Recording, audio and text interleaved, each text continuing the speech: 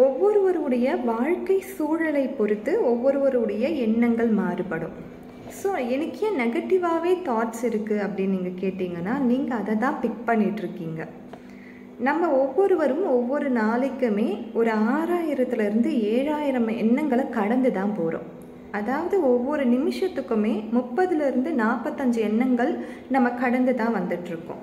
So ஏதோ ஒரு விஷயம் நெகட்டிவாக நடக்குது அப்படின்னும் பொழுது நம்ம மனசு என்ன பண்ணுன்னா, அது கன்வீனியண்ட்டாக கம்ஃபர்டபுளாக இருக்கிற தாட்ஸை பிக் பண்ணிக்கும். அதாவது நெகட்டிவ் தாட்ஸாக கூட இருக்கலாம். அதை பிக் பண்ணி ஓகே இதுதான் கரெக்டான ஒரு சிச்சுவேஷன், இதுதான் ஒரு சொல்யூஷன் அப்படின்னு சொல்லி ஸ்ட்ராங்காக பிலீவ் பண்ணும். இதுதான் நெகட்டிவ் தாட்ஸ் அதிகமாக வர்றதுக்கான ரீசன். ஸோ ரேஷ்னல் தாட்ஸ்னால் என்ன, இர்ரேஷ்னல் தாட்ஸ்னால் என்ன, அதாவது பாசிட்டிவ் தாட்ஸ்னால் என்ன, நெகட்டிவ் தாட்ஸ்னால் என்னன்னு சொல்லி நீங்கள் அனாலிசிஸ் பண்ணுங்கள். அது ஒரே நாளைக்கு நம்மளால் அதை பண்ணி முடிச்சிட முடியாது, ஒரே நாளில் நம்மளால் கற்றுக்க முடியாது.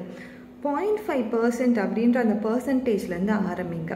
ஒரு சூழல் இப்போ நடந்துகிட்ருக்கு அப்படின்னும் பொழுது அதுக்கான சொல்யூஷன் இன்றைக்கே நம்மளால் கண்டுபிடிக்க முடியாது, அது கண்டிப்பாக சாத்தியமாக இருக்காது.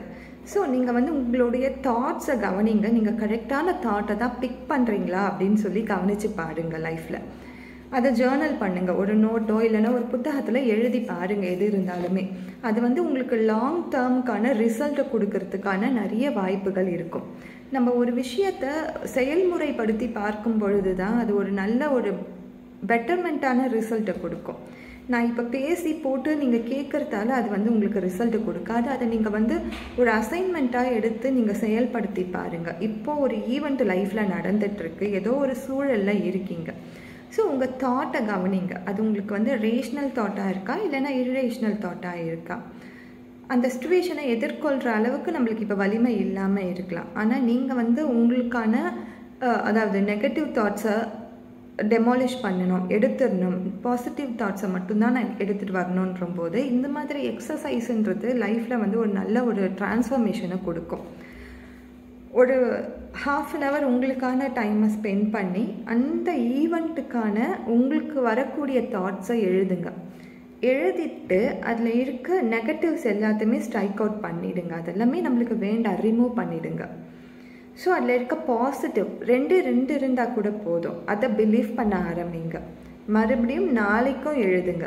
நாளைக்கு எழுதும் பொழுது உங்களுக்கு அந்த 2 இருந்த பாசிட்டிவ் தாட்ஸ் ரேஷ்னல் தாட்ஸ் என்னவா மாறும், 4ஆக மாறத்துக்கு வாய்ப்புகள் ரொம்ப அதிகமாக இருக்குது. அதே மாதிரி ஒரு 1 week கழித்து நீங்கள் பார்க்கும்பொழுது உங்கள் ஜேர்னலில் அதே ஈவெண்ட்டுக்காக நீங்கள் எழுதக்கூடிய ஜேர்னலில் ரேஷ்னல் தாட்ஸுன்றது ஒரு பேஜ் வரத்துக்கு கூட வாய்ப்புகள் இருக்குது. அதாவது ஒரு 30-40 வரத்துக்கு கூட வாய்ப்புகள் இருக்குது.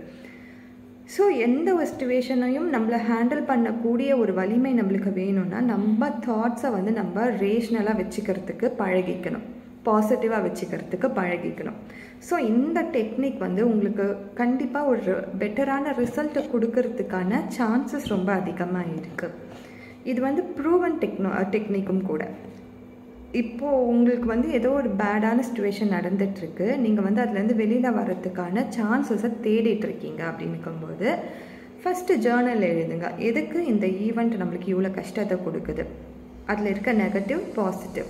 ஸோ நெகட்டிவ் எல்லாத்தையும் ஸ்ட்ரைக் அவுட் பண்ணுங்கள், பாசிட்டிவை பிலீவ் பண்ணுங்கள். அதே மாதிரி 1 week அது மாதிரி எழுதுங்க. உங்களுக்கு அப்பயுமே உங்களுக்கு நெகட்டிவ் அதிகமாக வருது அப்படின்னும் பொழுது மறுபடியும் 1 week எழுதி பாருங்கள். ஸோ இந்த டெக்னிக் நீங்கள் ஃபாலோ பண்ணுறது மூலிமா நிறைய நெகட்டிவ் தாட்ஸ்லேருந்து ரேஷ்னல் தாட்ஸாக மாறத்துக்கான சான்சஸ் ரொம்ப அதிகமாக இருக்குது. ஃபாலோ பண்ணி பாருங்கள், கண்டிப்பாக ஒரு பெட்டரான ரிசல்ட் கிடைக்கும். நன்றி, வணக்கம்.